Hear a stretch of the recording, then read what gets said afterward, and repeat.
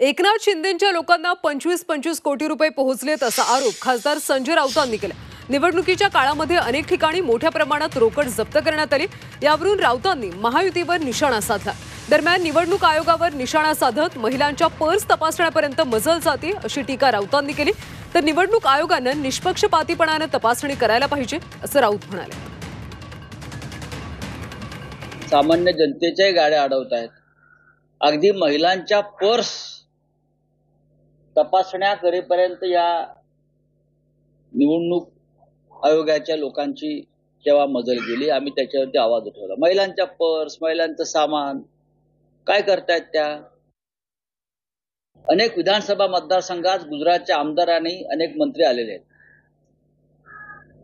ते काय हात हलवत आले आहेत का?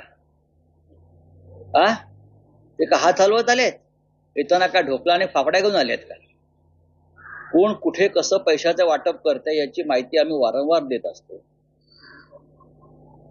हे एकनाथ शिंदेच्या लोकांना 25-25 कोटी रुपये पोहोचलेत आतापर्यंत।